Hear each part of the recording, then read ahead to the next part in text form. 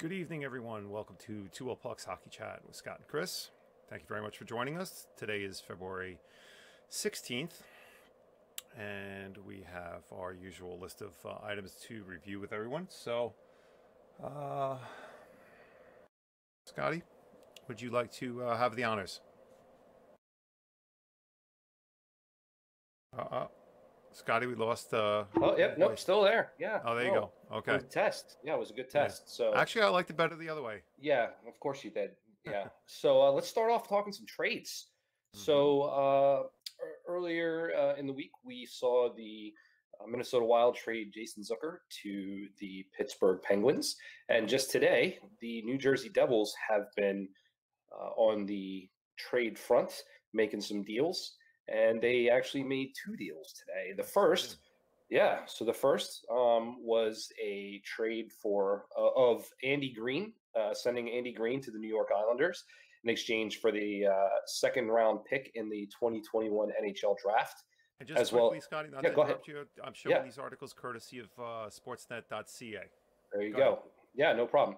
And so it was Greene to the Islanders in exchange for the Islanders' second round pick in the 2021 draft and defenseman David Quenneville. So New Jersey has, after that trade, New Jersey racked up 7 picks in the 2021 draft, and they are selections in rounds 1, 3, 4, 5, and 6, and then in addition to New York's second round pick and Arizona's third round selection. So Quenneville is going to go to Binghamton. Greene has pretty much been with New Jersey for pretty much almost all of his career. 60 games. Yeah, 14 seasons with New Jersey. And 49 goals, 197 assists for 246 points, 259 penalty minutes. Greene's games played total ranked 7th in franchise history, was the team's 11th captain, named the team's 11th captain on October 8th, 2015. He is a rental because he's going to be a UFA at the end of the season, but certainly this is a trade New Jersey made looking towards the future. And obviously, as we've noted in the past, New Jersey's a dumpster fire. They're definitely not going anywhere in the postseason, so they're certainly looking to make some moves moving towards the future. Do you want to jump in for the Islanders piece, or ready to move on to the next trade that New Jersey made? You know, listen, I know with Adam Pelech out, this was something that was on, and Adam Pelech being out for the season due to an overly aggressive hacky sack pregame warm-up session. You know, they knew they wanted to get a defenseman, and it's been the talk. Now, it's good that this guy puts up, 20-plus minutes per game, and it's one thing to show that and to prove that he's a workhorse, and he has a history with Lou Lamoriello. And he waived a no-trade clause in order to make this happen. But it's one thing to be a workhorse. It's another thing to be an effective workhorse. You know, I'd rather the guy play 17 minutes and be lights out instead of 20 minutes and just being there. And listen, that's just, I'm not saying he is like that, but I'm just a little tentative. I'm reserving judgment. It might be a little bit early for me, but I think the jury is out. As with any trade like this, it's I don't know. We didn't give up much to get him, but then again, you know, the guy's 37 years old, so we don't expect to give up a lot for this guy.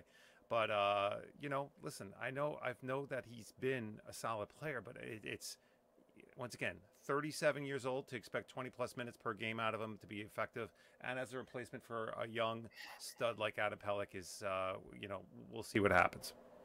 You know, yeah, I kind of look at it as a depth signing, really. But we'll see. We'll see. Lou likes the guys he's comfortable with, so we'll see what happens. Yep. So New Jersey wasn't finished there. Yep. They traded Blake Coleman in exchange for forward Blake Coleman in exchange to Tampa Bay. Man, So New Jersey traded forward Blake Coleman to the Tampa Bay Lightning in exchange for forward Nolan Foote and Vancouver's first-round pick in the 2020 entry draft. And Coleman is 28 years old, skated in 57 games with the Devils, recorded 21 goals, 31 points to go along with 40 penalty minutes. He's tied for first on New Jersey with goals and is fourth for points. Now, if so the 2020 first round pick was a Vancouver conditional. So we're getting down in the weeds here. But if Vancouver fails to qualify for the playoffs, New Jersey is going to get Vancouver's first round selection in 2021 instead of the 2020 pick. So just wanted to throw that out there, that tidbit, because again, it's not New Jersey's pick, or it's not Tampa's pick, it's Vancouver's pick, and it is a conditional pick. So New Jersey was busy doing that. So one of the guys that's pretty active around this time is on Twitter is an account that goes by the name of @Eklund, and it's Hockey Buzz Eklund. And so certainly one of those folks that we follow around the trade deadline. And sometimes he's got some pretty decent sources. Sometimes they're a little shaky, but there's a suggestion that the Devils are working on offloading PK Subban as well. Yeah. So Subban really just didn't find his stride in New Jersey, and certainly New Jersey could pick up a decent first or second round pick, potentially to a team that's looking for a defenseman, and it could just be the environment that Subban just didn't thrive in. Could be the system. There's another rumor that Ryan Miller will be going to Colorado, so that's kind of weak, but we'll see what happens there. JG Pageau, there's some talk that Columbus could be in on Pageau. Ilya Kovalchuk has been an interesting, actually a very good acquisition or signing for the Habs, and but there's a rumor that he may be in play. And Flames and the Islanders were rumored as potential suitors for a trade for Kovalchuk. Again, the Islanders, we talked about chemistry. We talk about chemistry with every team, but I think the Islanders would do well to bring in depth at all positions. So you really just can't count anybody, can't count any teams out. So it all depends on what the GM thinks they need.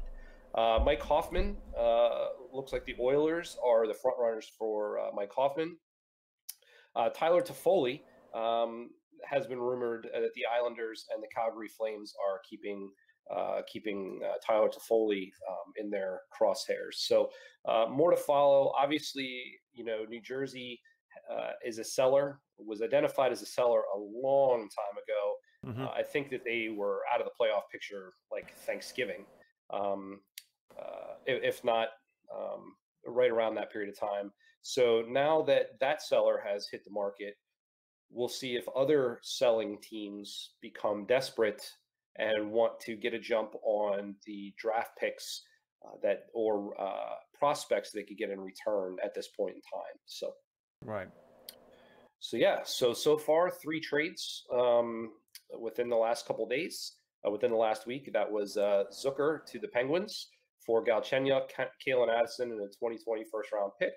You have Andy Greene going to the Islanders in exchange for David Quenneville and a 2021 pick. And the Lightning pick up Blake Coleman from the Devils in exchange for Nolan Foote and a 2020 first-round pick. So some pretty interesting stuff. Doesn't look like we're going to have to wait too long. And by the time we get to trade deadline, it could be a pretty boring day. So, yeah. Very good. Excellent, sir. Would you like to continue? You're on a roll. Yeah. So we'll just hit on some 2 quick topics before before I shift it over to you. So the first one that I want to hit on is obviously Bruce. Well, I shouldn't say obviously. For those that don't follow hockey news, Bruce Boudreau was fired this week by the Minnesota Wild. He gave up a pretty stupid lead. It was 2-goal lead, gave it up in the third period. That was the last straw for Billy Guerin. Billy Guerin, of course, just came into the GM position. Boudreau has survived. This was his 3rd GM. So the writing was just on the wall for Boudreau to be headed out the door. So I don't know how quickly he's going to be picked up because he just isn't known as a coach that can get teams over the hump. He had plenty of time and talent with the Capitals. He had time and talent with pretty much every team he's gone to. So we'll see what happens, but I don't know how quickly he's going to get rehired. So the other thing I wanted to hit on, so I think it was the last broadcast, we talked about a potential stick shortage due to the coronavirus in China. Well, now there's been recent talk. Darren Dreger, he put out a tweet today, and he said that the NHL and the NHLPA are considering putting a hold on plans to return to China in the fall for preseason games. And there's ongoing discussions, but it's becoming less and less likely at this point. So I don't blame them. You know, when the flu hits a locker room, I mean, it's devastating. It just tears through. You know, guys are in close proximity. They're riding buses, planes, you know, sharing water bottles, you name it. I mean, it's just ripe for transmission of whatever the virus is. So I'm not surprised. And then I know it's kind of off our normal topic, but, you know, you have to wonder if the NBA would be considering something similar with their close ties with China, if they would scale back also based on the coronavirus. So not just making people sick, but, you know, certainly affecting the sports world as well. So very good. Excellent. Keep going, sir. All right. Nice rhythm. I don't want to mess it up. It's good. It's good. So we like to cover stories that are kind of out of the mainstream, and one of them that was a pretty good story this week was the U.S. national sled team played 2 games against Canada in Elmira, Ontario. So the U.S. national sled team opened the 2020 sled series against Canada, and the teams played both games already. And the first game came out to be a 2-2 tie. And the second game, the United States closed out and actually took the series. So it was a 2-0 win in the finale, and that was completed yesterday, Saturday. Yeah. So the sled hockey team will have a they basically it's a U.S. sanctioned team, just like the U.S. national hockey team. This is the U.S. national sled hockey team. So we'll be seeing more news from them. But a lot of times they partner with NHL veterans. They bring military disabled veterans in, and it's actually a portion of the hockey club that I belong to here in Virginia Beach, where we have kind of a beer league pickup kind of game, as well as the sponsoring of sled hockey teams. So it's pretty exciting. The game, I would say, that is almost more difficult to play than a regular hockey game. Yeah, it's incredible to see what these guys can do. These guys and gals, excuse me, what these folks can do on the sleds. But yeah, so congratulations to the U.S. national sled hockey team and their win over Canada, and look forward to seeing more of them throughout the year. Excellent. So we'll just keep going here. So again, not a story that's necessarily in the mainstream media, but International Women's Day is March 8th, and NBC Sports Network has announced they will use an all-female crew to broadcast and produce the St. Louis Blues Chicago Blackhawks game on that day. Yeah, this is courtesy of NBCSports.com. We have the article up. Yeah, absolutely. So the game will mark the first NHL contest broadcast and produced solely by women in the United States. Kate Scott will do play-by-play alongside of Kendall Coyne-Schofield and AJ. Miesco. There you go. 2 Olympic gold medalists for the U.S. women's team.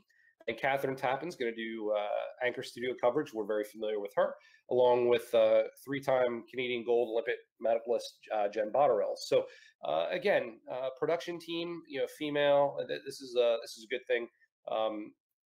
We always see the promotion of STEM and women getting into the STEM programs.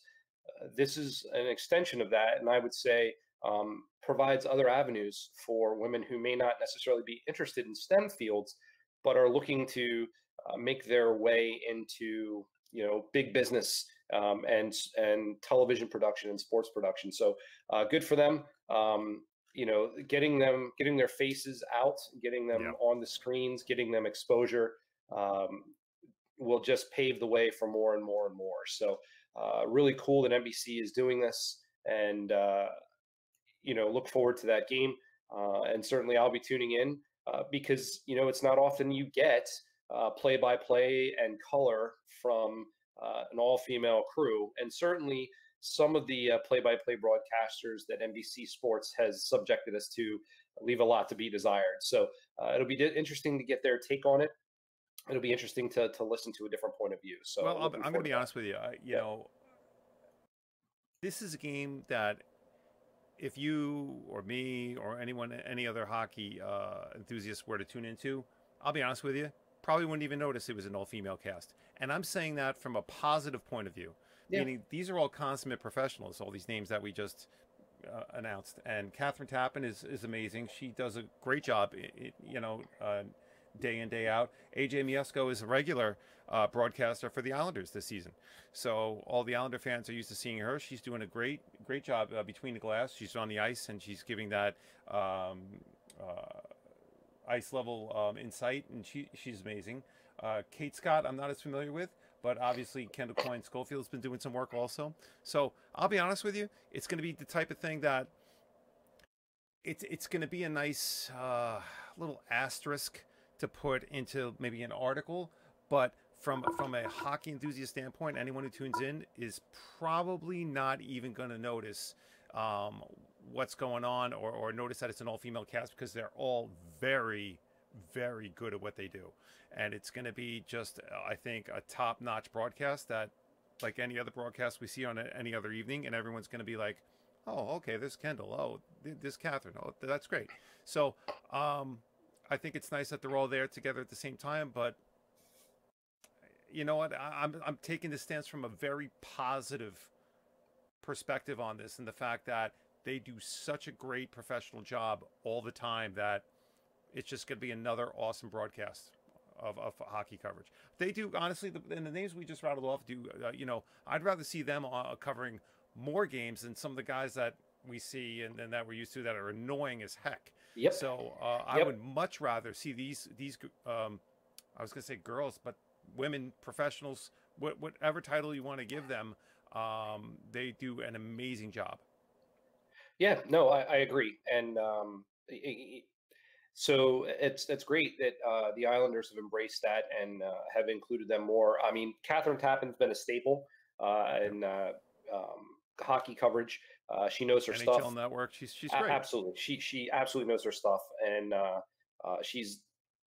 mean, really, we're making a big deal only because of that it's an all-female crew. Yeah, but it's going to be individually, they are all more than qualified to do the work. So it really shouldn't be. They're all awesome.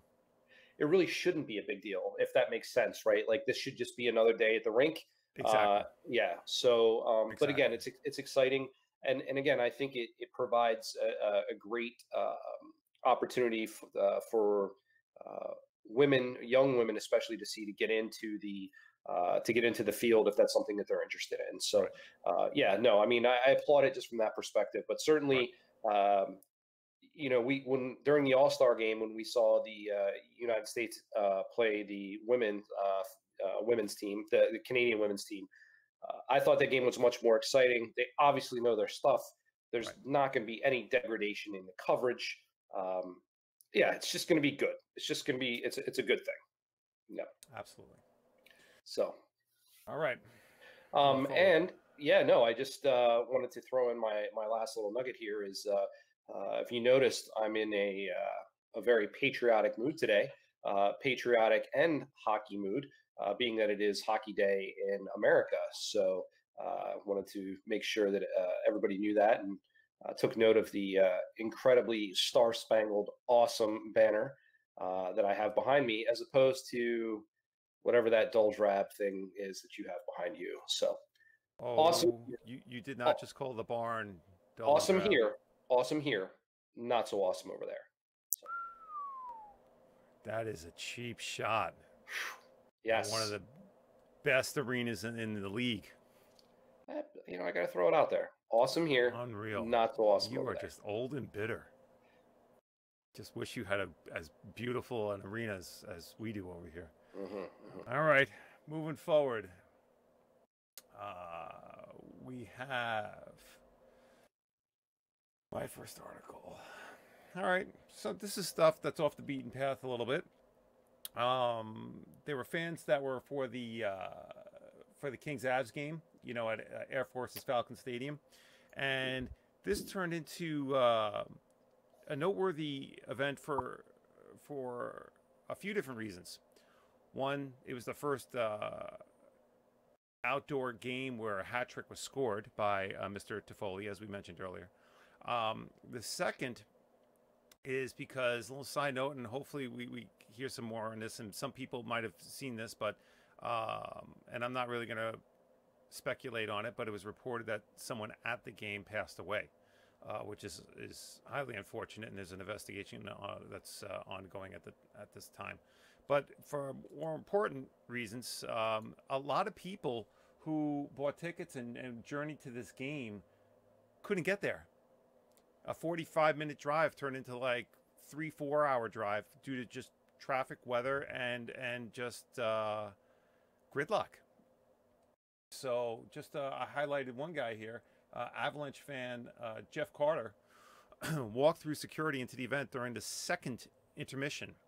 His car wasn't at the stadium after it was stuck in the traffic jam. He parked at a Starbucks that was an hour's walk from the venue.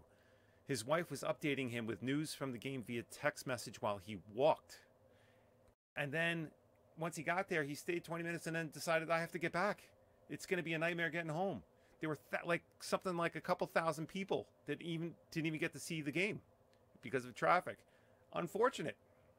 And they said that the traffic was, here it is. The Air Force Academy was in charge of routing traffic and running the parking lot for the event. That's locally, obviously, but a lot of the traffic incidents were outside the venue and down the interstate a little bit. So, very unfortunate events surrounding this game, but it is what it is. Just a little behind the scenes news and notes on that one. So in kind of going along those lines, there were complaints, long lines for concessions and merchandise in the bathroom, and concessionaires running out of food and beer. People who took Uber and Lyft rides into the academy couldn't get out because security at the gates wouldn't let them in after the game, or drivers just canceled because they didn't want to deal with traffic. One person wrote, it took Uber over 2 hours to go 10 miles and barely made it to the game.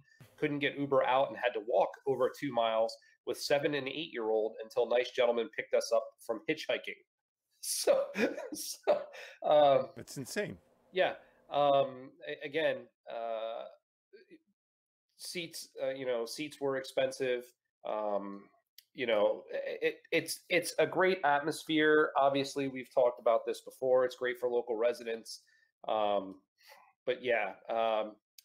So another quote here, Brendan Kelly of Castle Pines drove to O'Malley's in Palmer Lake for a pregame meal, leaving just 10 miles to get to Falcon Stadium. Departing at 4:45 seemed like a good plan, but Google Maps said 58 minutes for 10 miles, and Google kept increasing the estimated time. 2 miles from the gate, it was about 6, and we pulled the plug. So, yeah. So it's a nightmare. Yeah, it was crazy. A shame. Yeah. So they did announce that next year stadium game will be played in Raleigh. And so, despite all of my my talk of great for the locals and blah, great, whatever, I'm likely going to try and make the trip to Raleigh, since it's just a couple hours down the road. So there's rumor that the Carolina Hurricanes could be hosting the Pittsburgh Penguins, in which case more than likely would make my way down there. Yeah, so you'll probably do backflips all the way there. I might, or I might, hitch a ride on this awesome bald eagle I have behind me, as opposed to that empty whatever non-exciting thing you have behind you. Next article I have for many. Pond hockey tournament is a chance to relive old memories on ice, courtesy of BuffaloNews.com. So, you know, it's nice to see, and this isn't too much of a news piece. It's just nice to see every week people finding excuses to get together, have these local pond hockey tournaments. This one, it was up in Buffalo. Noted here, now in its 13th year, the weekend-long tournament at Riverworks has become a wintertime fixture and a destination event for out-of-town natives looking for a reason to return to Western New York. The event attracts more than 850 hockey players, most of them novices or intermediate-level players, and about 130 teams competing at all age levels. Really cool stuff. You know, I wish they had a little bit more, a few more pictures of the event, but it's just nice to see. It's just really good to see people getting together, families and so on, and having a good time on the pond. It goes on to say, it's kind of funny, but it says, hard to imagine, but ice can be a rare commodity in February, even in Buffalo. In 2013, before the move to Riverworks, the event was held at man-made rinks in the parking lot next to Erie Basin Marina, but even the option proved troublesome. When the temperatures spiked, it caused one organizer to lament, "I don't know what Mother Nature has against pond hockey." So obviously weather issues causing soft ice, dangerous ice, and they had to move the venue.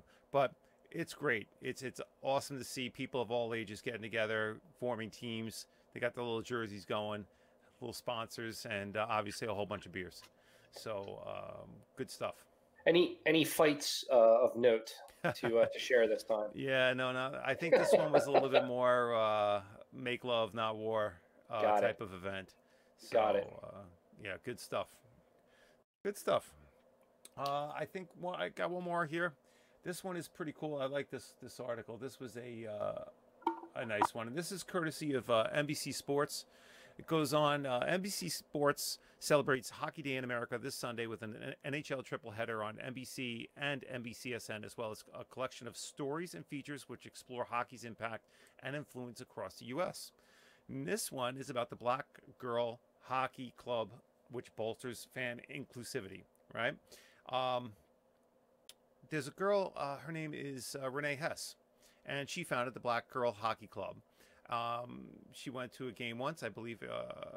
She went to a Penguins game, and I don't know why she found that game exciting, but you never knew who the opponent was, you know. So yeah, I'll at least let you off the hook with that. Yeah, so she was working in Pittsburgh, and she went to the game, and she that was it. She was hooked on hockey, and but she noticed there wasn't a lot of people at the game that like her, like a black girl at a hockey game, and she decided to do something about that. So she found a handful of other black female hockey fans on Twitter, and they created a group called the Black Girl Hockey Club. So I believe they have about 200 members now, and they get together to either go to their local game, or they'll travel and meet up across the country.